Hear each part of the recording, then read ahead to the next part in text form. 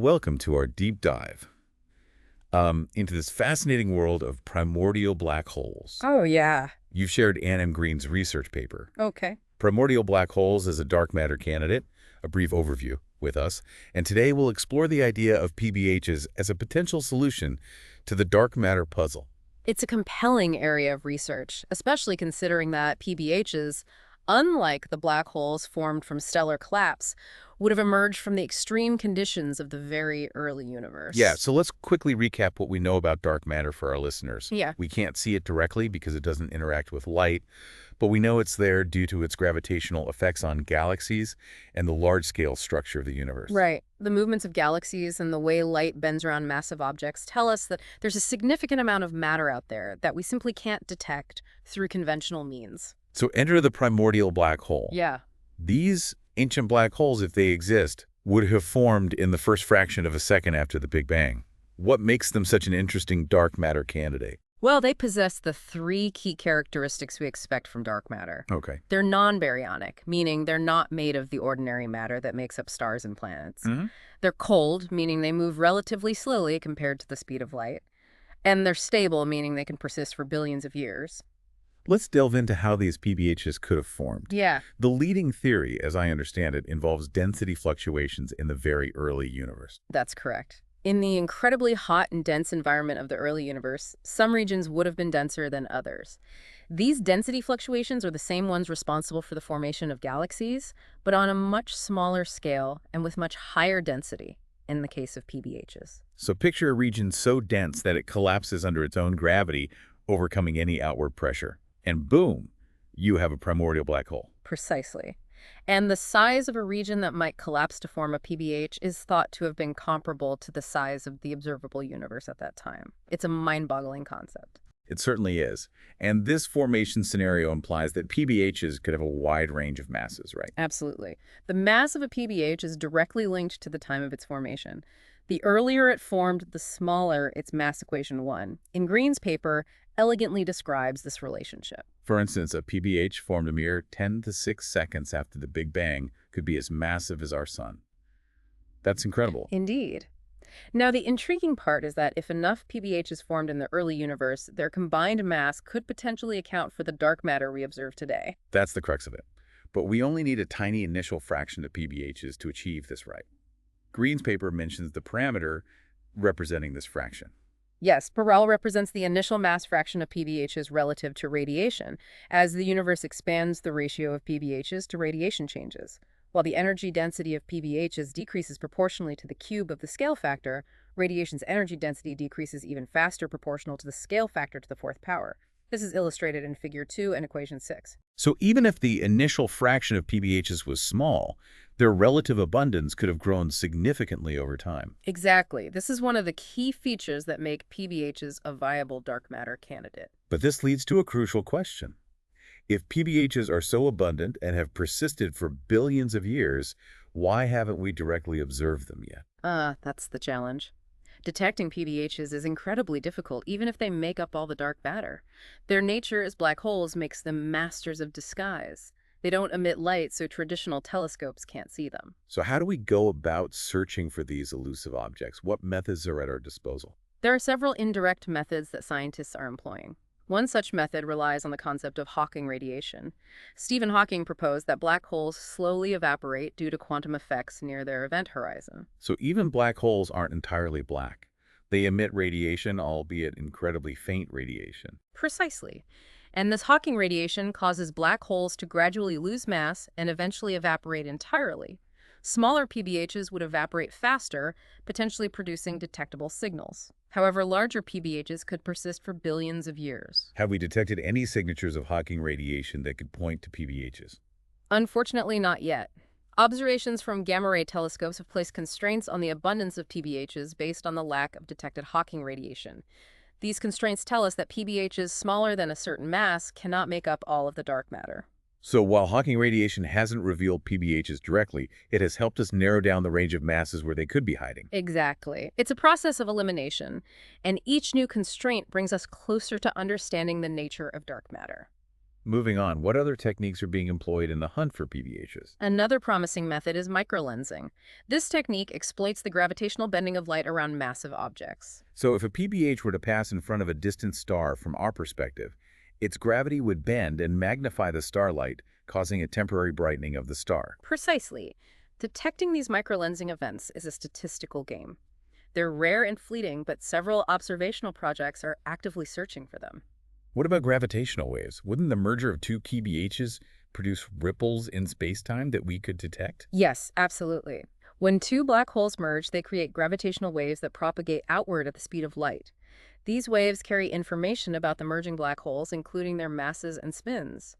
Detecting gravitational waves from merging PBHs would be a groundbreaking discovery. But detecting such ancient mergers, especially from the early universe, must be an immense challenge. It certainly is. The sensitivity of our current gravitational wave detectors, like LIGO and Virgo, limits our ability to detect these faint signals from the early universe.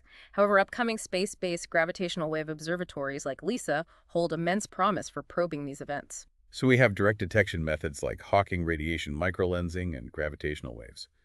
But are there any indirect methods that could reveal the presence of PBHs? Indeed, massive PBHs could have significant dynamical effects on their surroundings. For example, they could disrupt star clusters or influence the motions of stars within galaxies.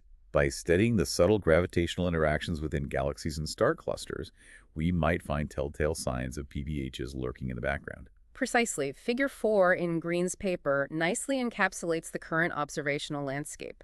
It visually represents the various constraints from different detection methods and highlights a particularly interesting mass range where PBHs could still potentially make up all of the dark matter. This so-called asteroid mass window seems to be a sweet spot for PBHs. They've managed to evade our detection methods so far. Yes, PBHs in this mass range, roughly between 10 to the 17 grams and 10 to the 22 grams, are too large to be significantly affected by evaporation, too small to produce strong microlensing signals, and their mergers would generate gravitational waves too faint for our current detectors. It's as if they're hiding in plain sight just beyond our current reach. Indeed. And this is why the asteroid mass window is a prime target for future research and technological advancements. However, it's crucial to remember that the constraints we've discussed so far primarily assume that all PBHs have the same mass. In reality, we would expect a range of PBH masses. An extended mass function as opposed to a delta function. Precisely. And when we consider a more realistic extended mass function, the constraints become more stringent. This is because the possibility of PBHs making up all of the dark matter is ruled out for a broader range of masses. So considering a range of PBH masses actually narrows the window where they could still be the dominant constituent of dark matter. Exactly. And this highlights the importance of accurately modeling the PBH mass function to refine our understanding of their potential role as dark matter. This has been an incredibly insightful exploration of the formation characteristics and detection challenges of primordial black holes. It's clear that they present a compelling, albeit elusive candidate for dark matter. In the next part of our deep dive, we'll delve further into the asteroid mass window and the innovative techniques being developed to hunt for these hidden objects. Stay tuned. As we delve deeper into the asteroid mass window, it becomes evident that traditional detection methods like evaporation and optical microlensing start to lose their effectiveness. Yeah, it's like trying to find a needle in a haystack. Yeah, But the needle is exceptionally good at blending in. that's an apt analogy. But fear not, brilliant minds are already devising new strategies to tackle this puzzle. One exciting avenue involves harnessing the power of higher energy radiation. So we're going beyond the realm of visible light and venturing into the domain of X-rays and gamma rays. Precisely. X-rays and gamma rays offer a way to circumvent the limitations of optical microlensing. For example, femtolensing of gamma ray bursts, or GRBs, could provide valuable clues. Let's paint a picture for our listeners. Imagine a distant GRB, a sudden burst of high-energy radiation from a cataclysmic event, perhaps the death of a massive star, or the merger of two neutron stars. Now, if an asteroid mass PBH happens to pass in front of this GRB, from our perspective, Its gravity would slightly distort and magnify the GRB signal. Detecting these subtle changes would require incredibly precise measurements and a bit of luck, but the payoff would be immense. it's like searching for a tiny ripple in a vast cosmic ocean of gamma rays, Yeah. a testament to the ingenuity and persistence of scientists. Indeed. And GRB femtolensing isn't the only game in town.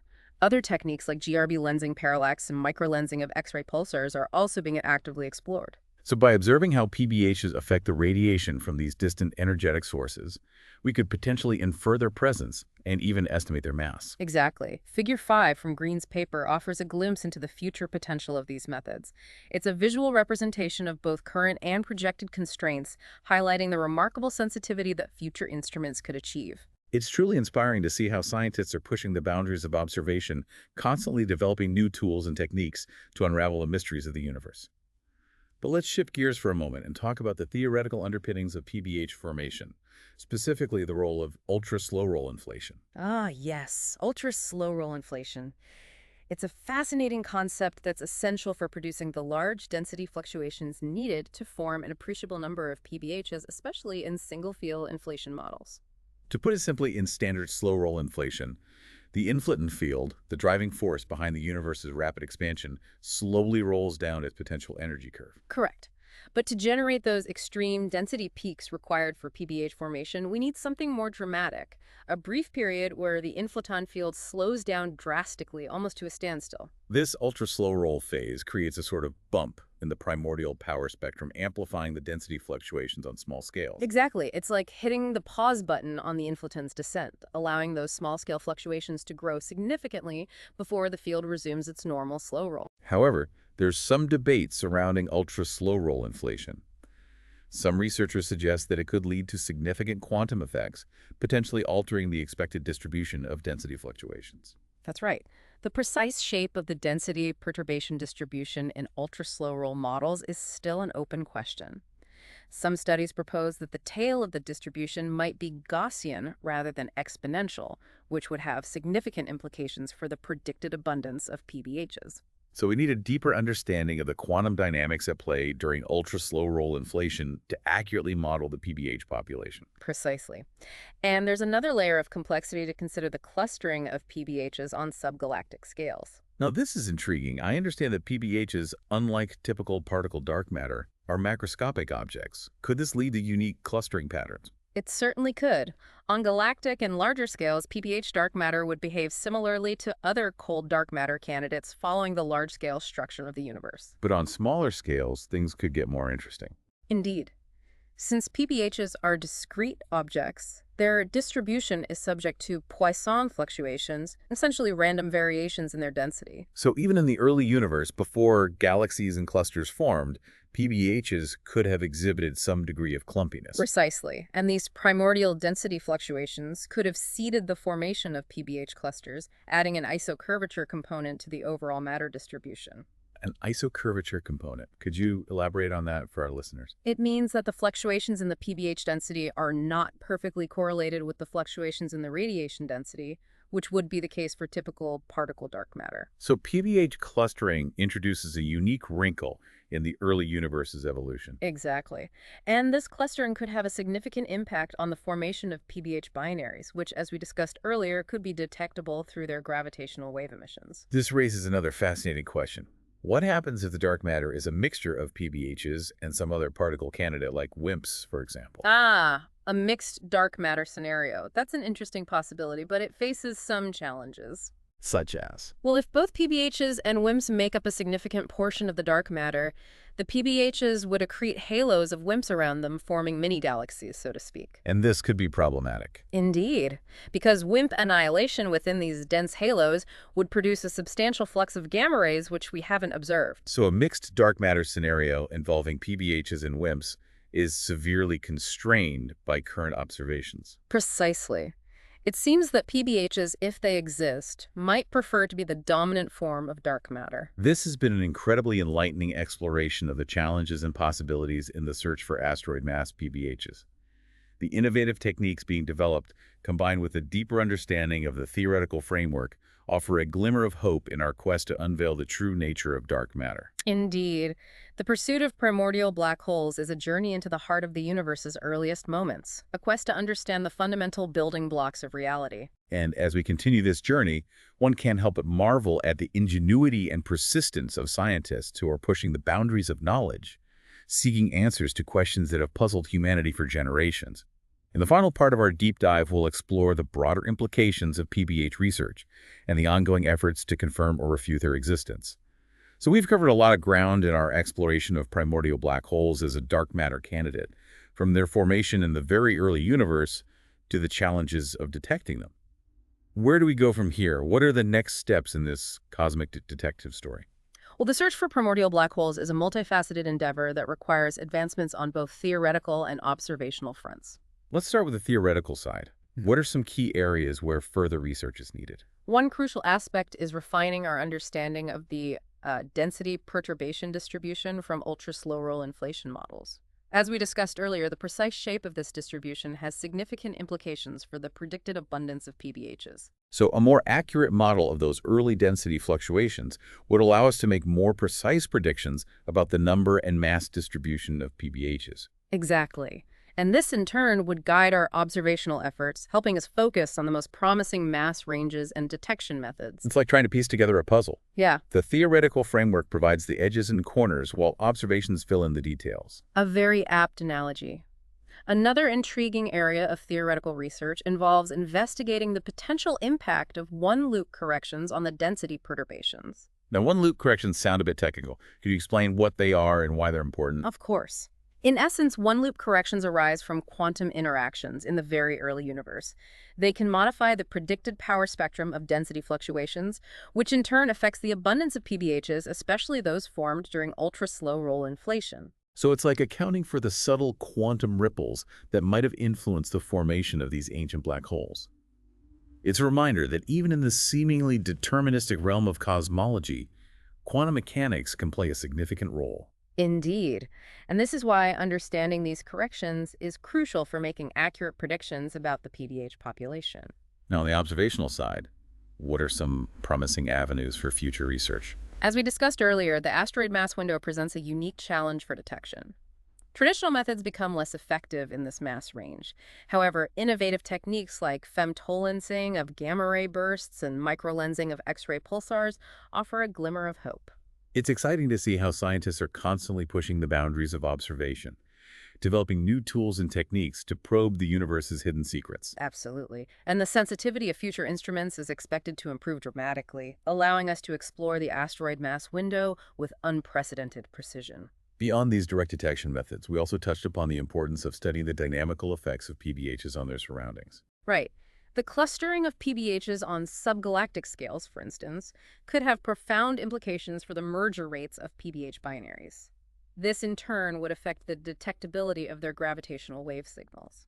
So by understanding the clustering patterns of PBHs, we could gain insights into the frequency and intensity of those cosmic collisions, making it easier to search for their gravitational wave signatures. Precisely. And studying PBH clustering could also shed light on other astrophysical processes, such as the formation of the first stars and galaxies. It seems that the quest to understand primordial black holes is intricately linked to many other fundamental questions in cosmology and astrophysics. Indeed. It's a testament to the interconnectedness of the universe.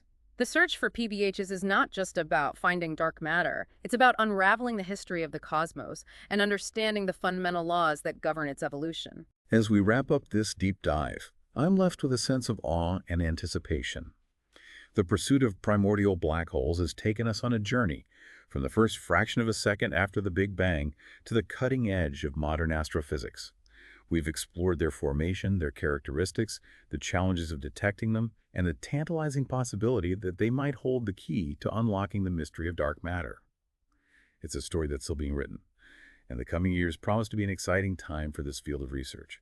Thanks for joining us on this incredible journey, and until next time, keep looking up.